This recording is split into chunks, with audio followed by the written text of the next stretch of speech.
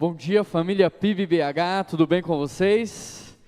Que alegria poder estar aqui nessa manhã, abraçar vocês, poder conversar um pouquinho, ver tudo aquilo que o Senhor tem feito na vida de cada um. Como é bom estar de volta. Sair de férias é maravilhoso, mas voltar é mais incrível ainda. Ter para onde voltar não tem preço, é uma coisa maravilhosa. Eu estou muito feliz de estar aqui com vocês.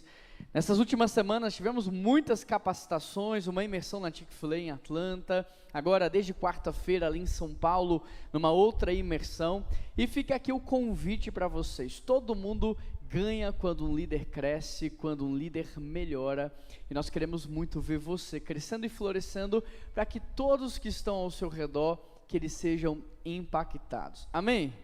Abra sua Bíblia comigo em Jeremias capítulo 1, verso 4, Jeremias capítulo 1, verso 4, nós estamos numa série chamada Uma Vida Biblicamente Próspera, e ao longo de toda essa série nós temos trabalhado o que é a prosperidade de acordo com a Bíblia. Nós não queremos a prosperidade que o mundo oferece, que é apenas financeira e material, não, nós queremos a prosperidade bíblica, e a prosperidade bíblica tem a ver com muito mais. É uma vida de paz, é uma vida de significado, de pertencimento, de propósito, tem a ver com saúde, tem a ver com amigos espirituais, e é sobre isso que nós temos falado. Nós começamos a primeira mensagem dessa série trabalhando muito o que é a prosperidade de acordo com a Bíblia. Na segunda mensagem da série, nós falamos sobre vida com Deus, sobre vida espiritual. Depois nós trabalhamos aqui o perdão, porque passado resolvido, futuro decidido. Nós trabalhamos aqui também com o João sobre a nossa saúde física, sobre o nosso corpo, com Marcilei, com a nossa saúde emocional, para que juntos, como igreja, possamos crescer na mesma velocidade e possamos alcançar os mesmos patamares, porque mais importante do que chegar lá é com quem nós vamos chegar. E nós queremos chegar juntos, nós queremos estar juntos, nós queremos crescer juntos.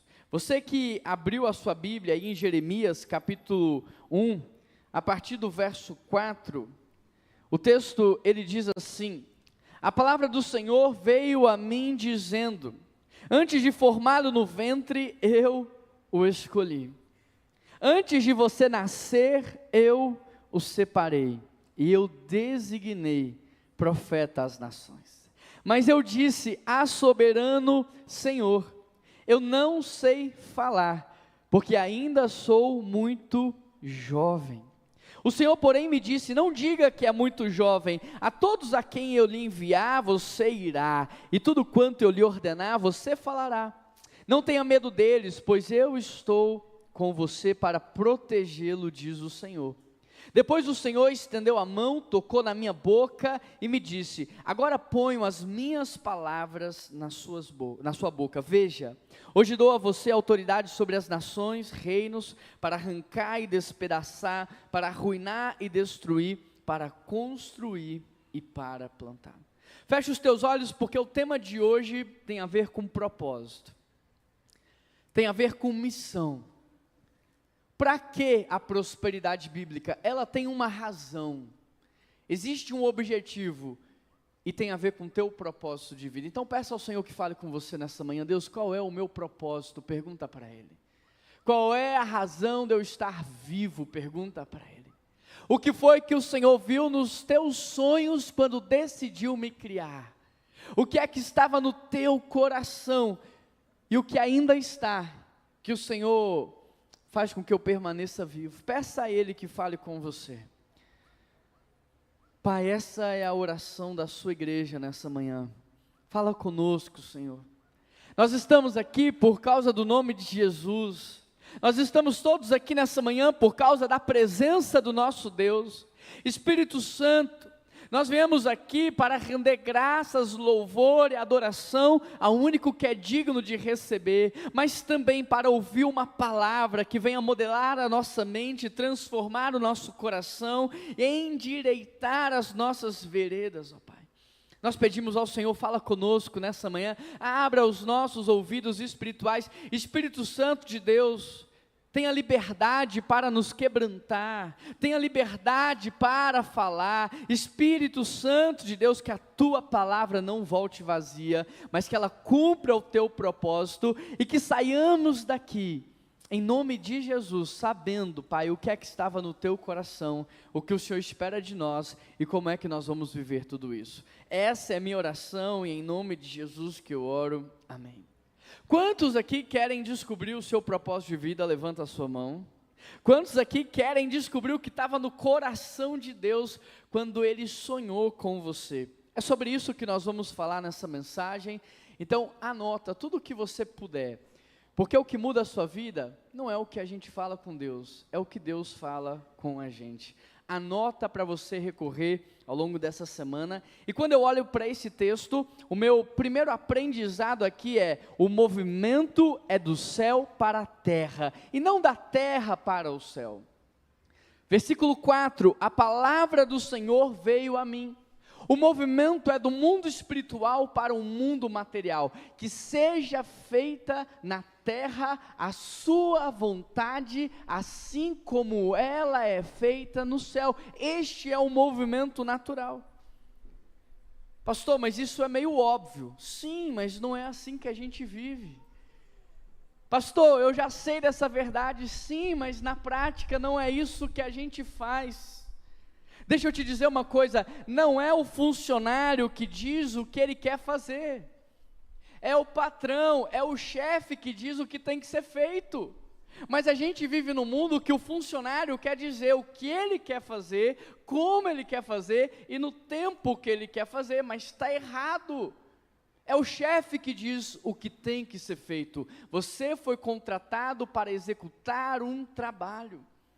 Não é o filho que olha para o pai e diz o que ele quer ser enquanto identidade. Não, é o pai que olha para o filho e diz: esse é o seu nome, essa é a sua identidade e esse é o caminho que você vai seguir. É isso que Deus tem feito na nossa casa de geração em geração, é isso que Deus tem para você. Você é um filho, uma filha amada do nosso Deus, você é alguém que Deus ama, você é alguém que Deus sonhou, você é alguém que Deus pensou, e você foi feito para viver para a glória dEle. Não é o objeto que fala para o seu Criador qual é a sua finalidade, não, é o Criador que diz qual é a finalidade daquele objeto. É o Criador que diz: você foi feito para isso. Tudo tem a ver com o movimento do céu para a terra, o movimento do mundo espiritual para o mundo material. Até aqui tudo bem? A segunda coisa que eu aprendo aqui nesse texto: Deus sonha antes de formar. A tua formação não foi um acidente cósmico. Não foi um acidente de percurso na vida do teu pai e da tua mãe. Deus sonha antes de formar. Olha o que ele diz: antes de formá-lo, eu já tinha te escolhido. Deus já tinha sonhado, pensado em você. Você já era uma intenção de Deus antes de você ser gerado no ventre da sua mãe. Como é que eu posso ter a minha estima baixa? Como é que eu posso ter a minha estima baixa se o próprio Deus sonhou comigo antes de me criar? Se o próprio Deus pensou na minha existência, se eu não sou um acidente na vida de ninguém, se Deus planejou a minha existência. Agora entenda isso: Deus não cria ninguém por um acaso.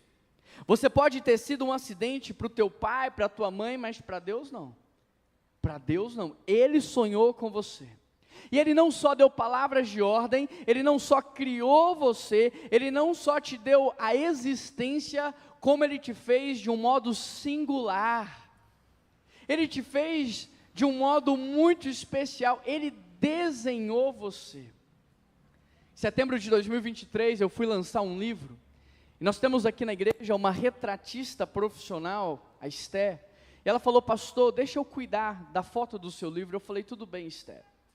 E aí eu pensei que a Esther viria aqui para tirar uma foto, um retrato, mas antes disso ela fez uma reunião comigo, depois ela fez uma entrevista com a Keila, depois ela fez eu responder um teste, e eu falei: Esther, não é só uma foto? Ela: não.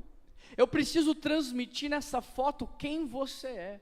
Eu preciso transmitir nessa foto o seu propósito de vida. Pastor, até o desenho da sua sobrancelha tem a ver com o propósito que Deus tem para você. Até a maneira como você sorri tem a ver com o teu propósito nessa terra. Deus não só pensou em você, Deus não só deu a vida para você, como Ele desenhou você de um modo muito especial. E esse desenho tem a ver com o seu propósito nessa terra. Da mesma forma que essa caneca, ela tem alça porque ela foi feita para bebidas quentes, ou seja, o designer dela tem a ver com o seu propósito. A Squeeze não tem alça porque foi feita para bebidas frias. Hoje nós temos carros que chegam na pista na mesma velocidade em que às vezes um avião decola. Mas ele não voa ao contrário de um avião, porque o designer do avião, ele foi desenhado para voar. Mesmo que o carro atinja a mesma velocidade, ele não decola porque ele não foi desenhado para isso. A pior coisa da vida pós-moderna é a gente viver a vida que Deus não queria. A pior coisa da vida é a gente viver um propósito que não era o de Deus para a gente, é viver aquém do sonho que Ele tinha para a nossa existência.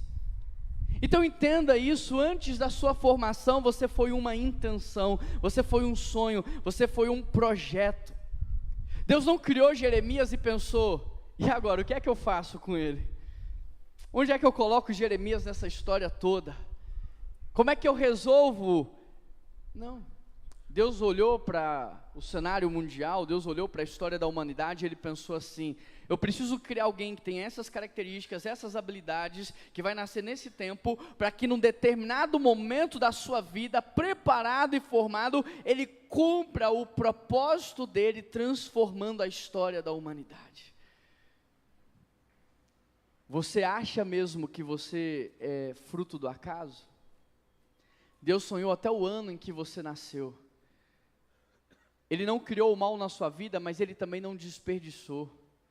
A palavra de Deus diz que todas as coisas cooperam para o bem daqueles que amam a Ele, e o bem daqueles que amam a Deus é serem conformes à imagem de Jesus. Tudo o que está acontecendo com você está forjando em você o caráter de Cristo. Tudo o que aconteceu com você até hoje, formou você, preparou você, para que você pudesse servir a Deus com excelência. O ser humano foi feito para glorificar a Deus, e nós glorificamos a Deus quando nós concluímos aquilo que Ele nos pediu para fazer. Não existe nada pior do que ter sucesso em algo que Deus não te pediu. Não existe nada pior do que ter sucesso aos olhos dos homens e ser reprovado pelo próprio Deus. Glorificar a Deus tem a ver com fazer o que Ele nos pediu para fazer. Por isso essa é a grande pergunta da vida. Deus, o que estava no seu coração quando eu nasci?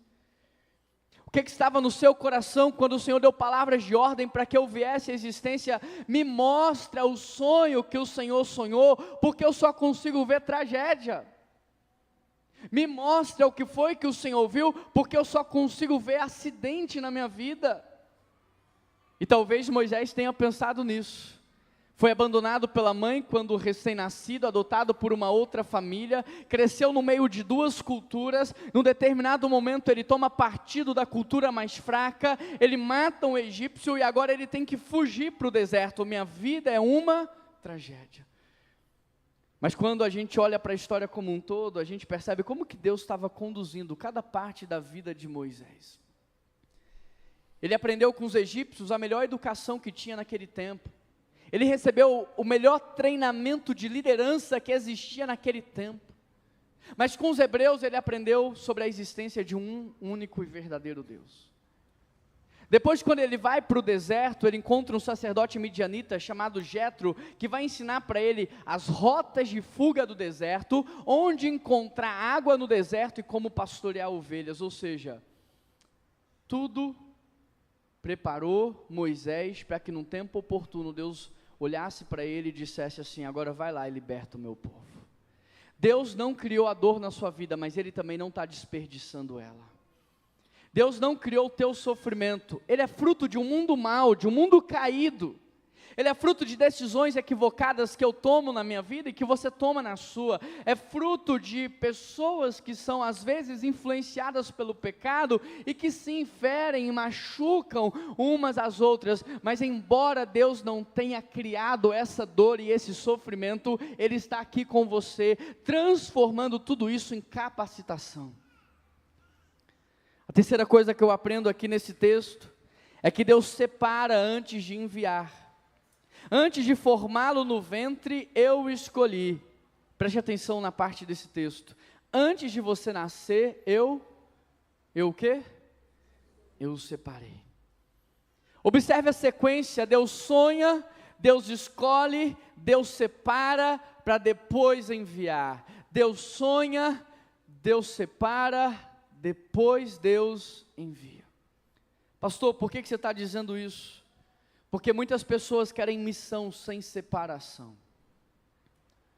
Muitas pessoas querem viver a missão sem o preparo.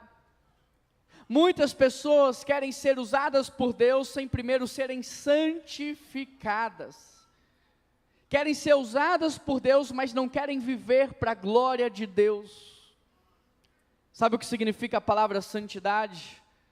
Kadosh. Kadosh significa separado, consagrado, designado para um uso especial. Nessa semana ali naquela capacitação, a Leila trouxe uma analogia que tem tudo a ver com o que a gente está falando.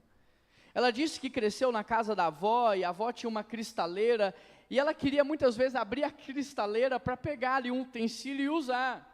E a avó falava, não, nananina não. O que está aí é para algo muito especial. Não vai usar a qualquer momento e a qualquer hora. E um dia, a Leila teve um despertar e ela entendeu que da mesma forma que aqueles utensílios foram separados para um uso especial, que Deus também havia separado ela para uma vida especial, e que da mesma forma que aqueles utensílios não poderiam ser usados de qualquer maneira, eu e você não podemos ser usados por qualquer um, eu e você não podemos ser usados de qualquer forma, eu e você não podemos ser usados por qualquer propósito. Nós fomos separados por Deus para glorificá-lo nessa terra, fazendo aquilo que Ele nos pediu. Amém, igreja? Essa consciência de que nós fazemos parte da cristaleira do Pai nos protege, porque uma vez que eu entendo isso, eu fui separado para uma missão, então eu não vou mais me assentar a qualquer roda.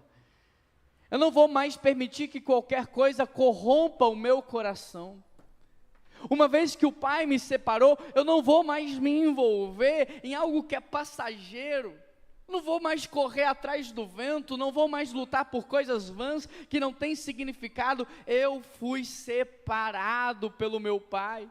Eu vou me envolver então na missão que Ele tem para mim, que é sobre eternidade, que é sobre impacto duradouro, que é sobre vida eterna.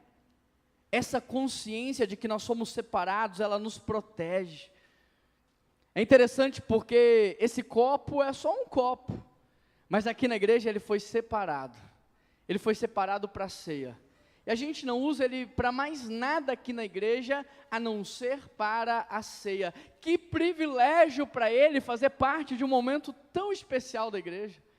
Que privilégio para ele, que honra para ele, ser usado para um momento que a gente tem como um memorial tão precioso no nosso cotidiano. Da mesma forma, Jeremias era um homem comum, Jeremias era um homem pecador, Jeremias era um homem falho, mas um homem que Deus havia separado para uma missão especial. Eu e você somos pessoas comuns, falhamos, erramos, pecamos, mas não podemos nos esquecer que somos separados por Deus. Ok, depois da ceia essa taça está suja, mas ela vai ser lavada. Ela vai ser purificada para ser usada de novo no momento oportuno. Sim, todos os dias nós precisamos que o Senhor nos lave. Não é porque estamos sujos que Ele não vai nos usar, não. É que antes de usar Ele precisa lavar. ele precisa santificar, ou seja, a santificação não é uma prisão, a santificação é um realinhamento. A santificação é um ajuste de rota. Eu separei. Deus não está dizendo para Jeremias: olha, você está preso, você vai viver uma vida privada. Não, Deus não está dizendo isso para Jeremias. O que Deus está dizendo para ele é: Jeremias, você até aqui viveu conforme você queria, conforme as pessoas queriam, mas agora deixa eu te revelar. Deixa eu trazer revelação sobre a sua vida, porque a partir desse momento você vai viver para a minha glória, você vai viver para cumprir o propósito que eu sonhei para você. Então a santificação não é uma prisão, é um realinhamento. Da mesma forma que um trem só é livre quando caminha por cima dos trilhos, eu e você só somos livres quando entendemos, vivemos e praticamos a santidade. Pastor, mas é muito bonito ver um trem fora do trilho. Sim, é bonito, mas coitado dele, está parado, está descarrilhado, não pode sair do lugar. E assim tem sido muitos homens e muitas mulheres. Somos até bonitos, assim esperamos, mas muitas vezes estamos estagnados, paralisados, não saímos do lugar. Os 10 mandamentos não foram estabelecidos por Deus para privar ninguém, mas para que todos tivessem uma vida boa. As regras, as leis não foi feitas para coibir a sua liberdade, mas para potencializar a tua liberdade, porque se você não cumpre a lei, a sua liberdade lhe é privada. Mas se você cumpre a lei, então você pode ir e vir. A santidade não é uma prisão, é um realinhamento. É voltar para os trilhos, é voltar para o centro da vontade de Deus. Portanto, hoje, quando Deus te diz, através dessa mensagem, eu te separei, o teu coração precisa agradecer a Deus, porque Ele não só viu você, Ele não só pensou em você, Ele não só sonhou com você, mas Ele falou assim: essa pessoa aqui, eu vou separá-la, porque eu tenho algo muito especial para a vida dela. Santidade, portanto, não é o que você vai deixar de fazer, mas é você escolher para quem você vai viver. Não tem a ver agora com o que eu preciso deixar para lá, tem a ver com quem eu preciso me apegar, com a vida que eu quero ter, com o futuro que eu quero construir. A quarta coisa que eu aprendo nesse texto é que Deus nos capacita de uma forma muito específica. Mas eu disse, Jeremias aqui: soberano Senhor, eu não sei falar, pois ainda sou jovem. O Senhor, porém, disse: não diga que é muito jovem. A todos a quem eu o enviar, você irá, e tudo quanto eu lhe ordenar, você falará. É interessante porque a primeira reação ao chamado de Deus não é uma reação de confiança, é uma reação de insegurança. E olha, gente, eu entendo Jeremias, eu entendo, fazer parte de algo que é sobrenatural dá medo. A primeira reação ao chamado de Deus foi um chamado de insegurança. Deus está aqui falando sobre propósito, Jeremias está falando sobre limitações, e Deus vai ajustar o olhar de Jeremias. Talvez nessa manhã Deus esteja te falando sobre propósito, e você está pensando apenas nas suas limitações, mas Deus vai mudar o seu olhar, Deus vai redirecionar o seu olhar, porque sim, somos limitados, mas aquilo que iremos viver não tem a ver com as nossas potencialidades, mas com a presença de Deus nas nossas vidas. Deus está aqui falando com Jeremias sobre propósito, mas Jeremias está aqui falando sobre os seus medos. Deus está aqui chamando você para viver uma vida de significado e propósito, e você está apresentando para Ele no seu coração os medos do amanhã, os medos do futuro. Como é que eu vou sustentar minha casa? Como é que eu vou garantir uma estabilidade? Como? Deus está aqui falando de propósito, Deus está aqui falando de destino, e Jeremias está falando sobre as suas deficiências, sobre as suas fragilidades. Deus está aqui falando sobre o que Ele vai fazer, e Jeremias está dizendo sobre o que Ele não consegue fazer. E talvez da mesma forma você está aqui dizendo: Deus, o que o Senhor quer fazer na primeira igreja batista de BH é lindo, é maravilhoso, é incrível, é especial, mas eu não consigo fazer parte, eu não consigo ajudar. Essa continua sendo a reação de muitas pessoas, mas deixa eu te dizer, eu entendo.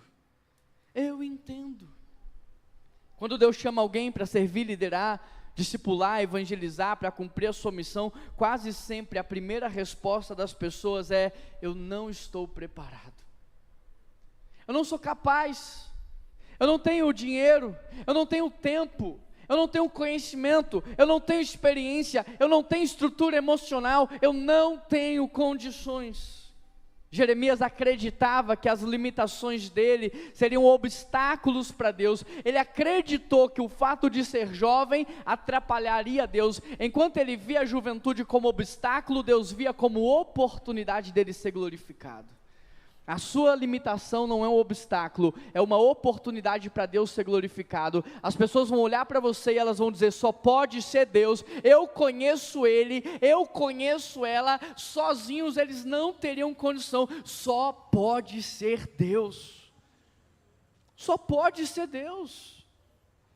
É jovem, não tem experiência, nunca participou de um outro grande projeto, só pode ser Deus, não tem estrutura, só pode ser Deus. A sua limitação não é um obstáculo para aquilo que Deus quer fazer, é uma oportunidade para que o poder dele se aperfeiçoe na sua fraqueza, e o nome de Deus seja glorificado.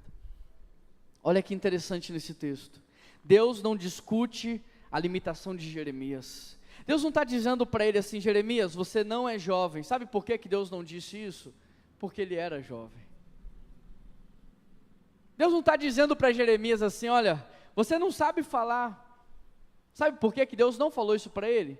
Porque talvez ele não sabia mesmo, não tinha experiência. Deus não nega a nossa realidade. Ele não está dizendo para mim, para você: não, você realmente é o último biscoito do pacote. Não, Deus não está dizendo isso. Deus não está dizendo para mim, para você: não, realmente todo mundo precisa de você. Deus não está dizendo isso, porque nós não somos, porque não tem a ver com a gente. Deus não nega a realidade, Ele simplesmente mostra para Jeremias que a limitação dele não é um ponto final, mas uma vírgula, para que o poder de Deus pudesse agir através dele. O fator determinante na vida de todo grande homem e de toda grande mulher sempre foi a presença de Deus. Davi era jovem, inexperiente, pequenininho, rejeitado pela sua família. O que fez ele derrotar Golias não foram as suas capacidades, foi a presença de Deus, porque a mão de Deus estava com ele. Moisés era um homem que tinha fugido do Egito, estava escondido no deserto. O que fez ele resgatar um povo que estava há 400 anos escravizado não foi a capacidade dele, foi a mão de Deus que estava sobre ele. A diferença nunca foi a habilidade de Jeremias, sempre foi a presença de Deus na vida dele. Em Jeremias capítulo 1, verso 9, Deus vai tocar exatamente na área da fragilidade de Jeremias. O texto diz assim: o Senhor estendeu a mão e tocou na minha boca e me disse: agora ponho em sua boca as minhas palavras. Jeremias disse: eu não sei falar. Deus disse: eu vou te capacitar. Talvez você esteja aqui dizendo: eu não tenho o que falar, e Deus está dizendo: eu vou te dar o que falar. Talvez você esteja aqui dizendo: eu não tenho autoridade, e Deus está dizendo: eu vou te dar autoridade. A sua área de fragilidade é a área da sua capacitação. Deus tem sim uma capacitação para todos nós, de uma maneira mais genérica? Tem. Mas Deus também tem uma capacitação muito específica para aquilo que Ele quer fazer na sua vida, e normalmente as maiores áreas de dores na sua vida têm a ver com o seu propósito. Normalmente as suas áreas, ou as áreas que você mais sofreu, mais teve crise, mais teve dificuldade, são as áreas em que Deus quer usar e usar como ministério na sua vida, e Deus tem para muitos aqui nessa manhã uma capacitação especial. Mas qual é a sua limitação? Porque Jeremias disse: eu não sei falar, e Deus tocou na boca dele. Qual é a sua limitação para que Deus possa tocar na sua vida? Porque o que ele está dizendo é: a partir de hoje a sua limitação não pode mais ser um empecilho para você servir. A partir de hoje a sua limitação não pode mais ser um empecilho para você não viver o sonho que eu tenho para você. A partir de hoje a sua limitação não pode mais ser algo que vai impedir você de viver uma vida de significado, pertencimento, propósito, não. E é por isso que eu estou aqui, para tocar nessa área que você precisa. Mas qual é a área que você precisa que Deus toque nessa manhã? A quinta coisa que eu aprendo aqui nesse texto: Deus garante proteção.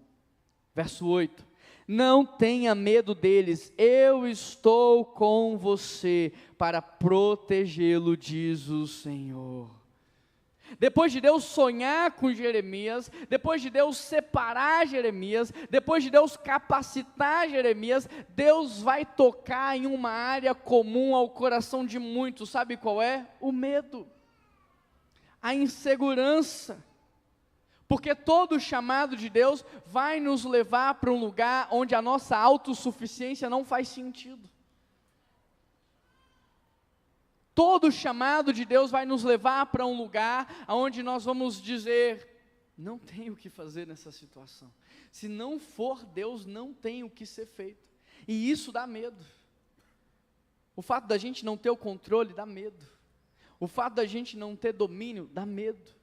E Deus vai tocar justamente nessa área na vida de Jeremias. A missão de Jeremias, gente, não seria fácil. Às vezes eu olho para a minha vida e eu penso assim: cara, a minha missão é muito difícil. Mas quando eu olho para a vida de Jeremias, eu reconsidero a minha fala. Porque Jeremias, ele enfrentaria reis, ele enfrentaria sacerdotes, falsos profetas, perseguição, rejeição, prisão, ameaça de morte contínua. A missão dele não era fácil. Deus não prometeu para ele facilidade. Deus não prometeu para ele uma vida fácil. Deus não prometeu para ele uma vida divertida. Deus prometeu para ele a presença. Não tenha medo, eu vou estar com você. Não tenha medo, eu estarei com você. Observe que Deus não disse assim: Jeremias, não se preocupe, ninguém vai se levantar contra você. Deus não disse isso. E muita gente se levantou contra Jeremias. O que Deus está dizendo é: Jeremias, não tenha medo daqueles que vão se levantar contra você. Porque quando eles se levantam contra você, eles estão se levantando contra mim. E esse é um problema meu agora, não é mais seu. Você não precisa ter medo da oposição. Você não precisa ter medo da resistência. Você não precisa ter medo do que é que podem fazer com você quando Deus diz: eu estou com você. A presença de Deus fecha a boca dos leões. A presença de Deus tira a temperatura do fogo. A presença de Deus abre o mar quando não há mais opção. A presença de Deus nos faz caminhar sobre a tempestade. A presença de Deus faz o maná cair do céu e a água brotar da pedra. Então o que Deus está nos prometendo nessa manhã não é uma vida fácil, não é uma vida sem oposição, é a presença dEle que nos fará caminhar sobre a tempestade. A maior promessa de toda a Escritura, de capa a capa, é a presença de Deus. Os inimigos sempre existiram e sempre vão existir, as críticas vão existir, as dificuldades vão permanecer, mas a presença de Deus na minha vida é maior do que tudo isso. Agora, isso não se aplica quando você está vivendo uma vida independente de Deus. Isso não se aplica quando você não está vivendo uma vida de propósito. Deus garante proteção para quem está em missão. Deus garante proteção para quem está cumprindo o seu chamado. Deus garante proteção para quem está vivendo o seu propósito. Porque quando a oposição e a dificuldade vem, e você está debaixo de obediência, não é contra você, não é pessoal, não leva para o pessoal, é contra Deus. E as coisas assim, é Deus que cuida, é Deus que trata. O antídoto para o medo nunca foi a promessa de uma estabilidade, porque não existe estabilidade nessa terra. Não, se eu chegar a guardar tanto no banco, eu tenho estabilidade. Aí vem um governo, como o Collor, lá na década de 90, e congela tudo. Não tem estabilidade não, gente. Não, se eu tiver tanto aplicado, eu vou ter um rendimento de tanto, e eu estou garantido. Vem inflação e destrói o seu poder de compra. Não, eu passei aqui num concurso, agora eu estou estável. Vem um governo e muda as regras. Não existe estabilidade humana, existe presença e proteção divina no meio da tempestade, e isso muda tudo. A presença de Deus muda as regras do jogo. Quando Daniel foi lançado na cova dos leões, a regra do jogo é: você vai ser devorado, mas a presença de Deus mudou as regras do jogo. A regra do jogo é: quando Sadraque, Mesaque e Abidnego foram lançados na fornalha, vocês serão queimados e exterminados, mas a presença de Deus mudou a regra do jogo. Pode levantar Golias contra Davi, a presença de Deus muda a regra do jogo. Abraão ouviu: não tenha medo, eu sou o teu escudo, eu sou o teu escudo, não tenha medo. Josué ouviu: não fui eu que lhe ordenei, seja forte e corajoso, não desanime, pois eu, o Senhor teu Deus, estou com você por onde você andar. Isaías ouviu: por isso não tema, pois eu estou com você. Eu sou o teu Deus. Deus está dizendo para muitas pessoas que se esqueceram: eu sou o teu Deus, eu sou o teu Pai. Deus está dizendo para muita gente que esqueceu que a mão dele está sobre a sua vida.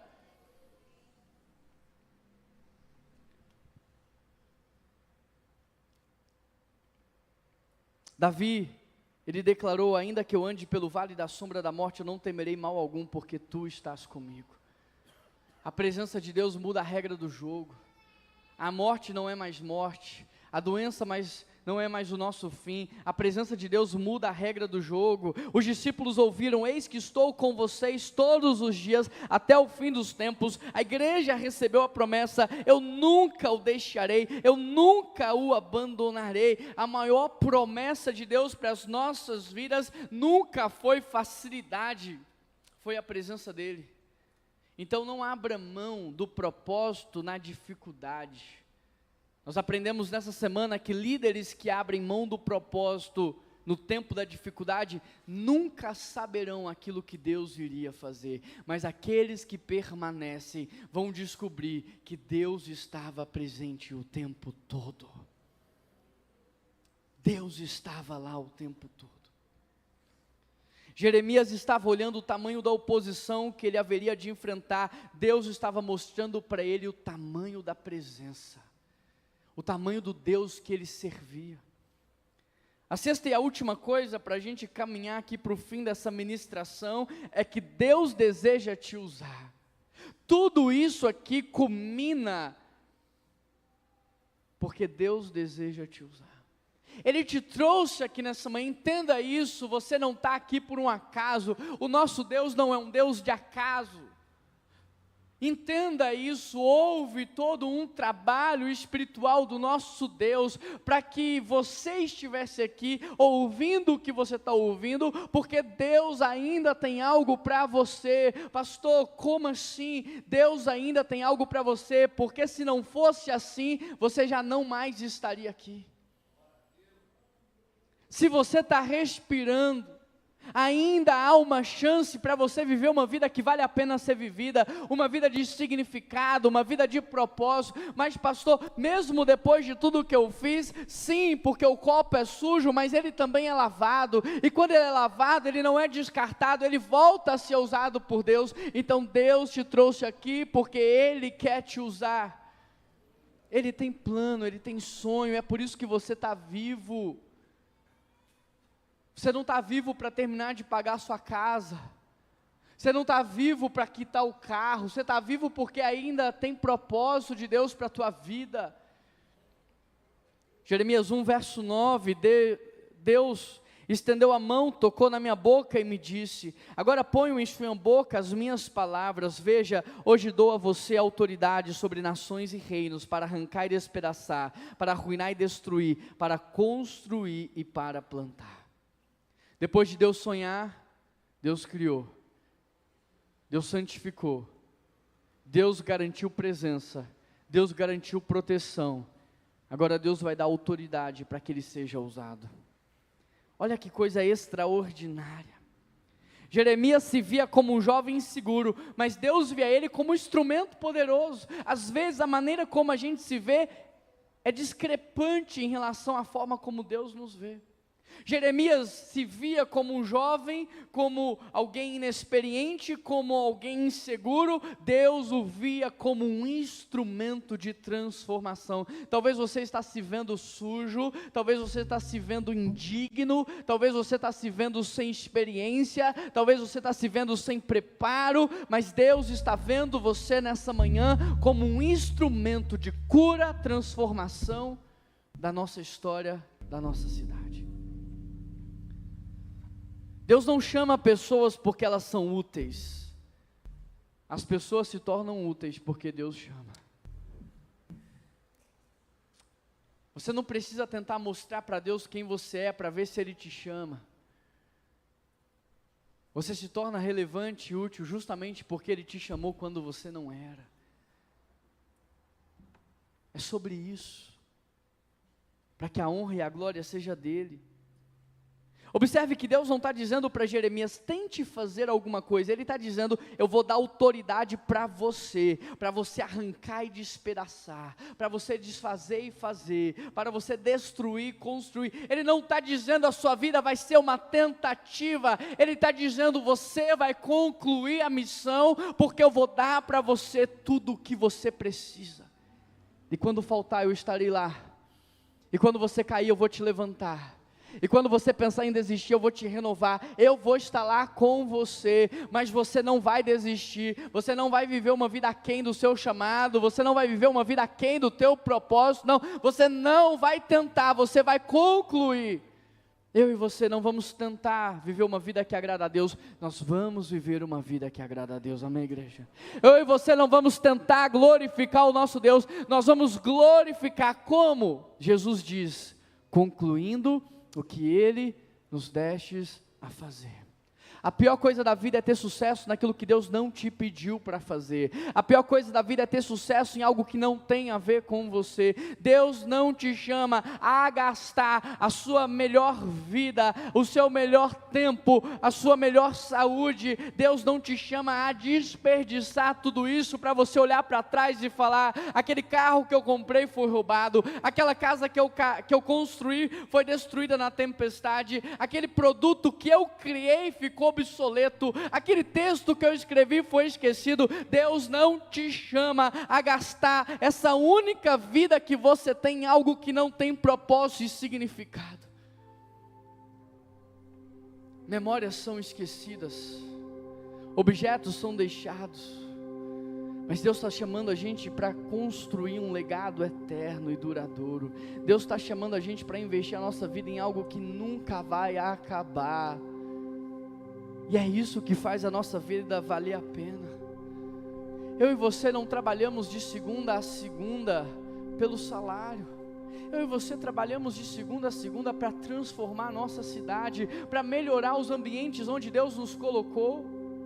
Deus disse para Jeremias, reis vão se levantar contra você, sacerdotes, falsos profetas, o mal vai se levantar, o perigo vai se levantar, mas eu vou estar com você. Você vai ter oposição no seu trabalho, você vai ter oposição lá na sua faculdade, você vai ter oposição lá onde você mora. Por quê? Porque o inimigo não quer que você viva o que Deus tem para você, mas maior é o que está em você do que o que está no mundo. Deus preparou para a gente o descanso eterno. Deus preparou. está quase pronto. Ele falou: quando ficar pronto eu vou voltar. Esse lugar que Ele chama de paraíso, o nosso descanso, o nosso prazer, a nossa alegria, Ele preparou. Mas aqui nessa terra, nós não estamos num parque de diversões, nós estamos num campo de batalha. Eu e você não nascemos para passar pela vida, eu e você não vamos passar apenas pela vida, nós estamos em missão nessa vida. Tem pessoas que Deus confiou a você que não confiou a mim. Tem pessoas que estão do seu lado que eu jamais vou conhecer em todo o meu tempo de vida nessa terra. Tem lugares que você vai passar que eu nunca vou pisar, mas por que que Deus te fez? Por que que Ele te colocou diante dessas pessoas? Por que que Ele te colocou nesses lugares? Você está lá em missão, e missão dada é missão cumprida, porque Deus me chamou, me separou, me capacitou, Ele me prometeu presença, Ele me prometeu autoridade. A autoridade de Jeremias não vinha como consequência da sua idade, não vinha como consequência da experiência, não vinha como consequência dos cursos da capacitação. A autoridade de Jeremias para arrancar e despedaçar, construir e levantar, vinha do Deus que habitava dentro dele. E esse mesmo Deus hoje habita dentro de você. Não há impossíveis, não há impossíveis, não há causas perdidas, não há um ponto final quando nós temos Deus dentro de nós. E hoje Ele quer transformar esse ponto final que o diabo colocou numa vírgula para escrever uma história nova. Então feche os teus olhos aí onde você está e comece a orar dizendo: Deus, completa essa obra na minha vida. Deus, completa essa obra na minha vida. Deus, termina, conclui aquilo que o Senhor começou a fazer. Só não me deixa de fora do que o Senhor está fazendo, Pai. Não me deixa de fora daquilo que o Senhor está fazendo, meu Deus. Eu não sei falar, fala para Ele. Eu não sei, eu não tenho conteúdo, fala para Ele. Eu não tenho coragem, fala para Ele qual é a sua limitação. Fala para Ele, abre o teu coração. Deus, eu não tenho estrutura emocional, fala para Ele. Deus, eu não tenho saúde física, fala para Ele. Fala para Ele, sabe por quê? Porque Ele vai tocar no lugar que você falar, Ele vai agir na área que você apresentar para Ele. Então fala para Ele o que é que hoje impede você de viver o seu propósito. Ah, Espírito Santo de Deus, o Senhor tem liberdade aqui. Essa igreja é sua. Jesus é a tua noiva. Nós somos o teu povo, os teus filhos, aqueles que o Pai sonhou antes de criar. Por isso o Espírito Santo de Deus nos revela nessa manhã aquilo que estava no seu coração, quando o Senhor deu palavras de ordem para que nós viéssemos à existência. Deus, qual foi a vida que o Senhor viu? Qual foi o projeto? Qual foi a ideia que o Senhor teve quando decidiu nos criar? É essa vida que nós queremos viver, é essa vida, Pai, nada menos do que isso. A vida que o Senhor sonhou, é essa vida que nós queremos viver. Deus, confirma essa palavra no coração de cada pessoa que aqui está e faz com que ela permaneça viva, ecoando ao longo de toda essa semana. Ó Deus, peço ao Senhor que essa palavra venha transformar mentes, renovar corações, alinhar olhares, ajustar a rota, para que nós vivamos uma vida que glorifique ao Senhor. Deus, tem gente aqui sobrevivendo, mas eu declaro em nome de Jesus Cristo que isso não é mais a realidade dessa pessoa. Ela não vai mais sobreviver, em nome de Jesus ela vai voltar a viver. Tem gente aqui aquém, mas em nome de Jesus essa pessoa vai estar plena, transbordando, vivendo aquilo que o Senhor sonhou, cheia da tua presença, transbordando do teu amor. Pai, essas são as bênçãos espirituais que eu declaro sobre essa igreja.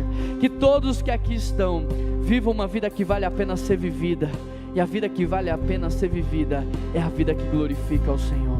Em nome de Jesus que nós oramos, e toda a igreja diz...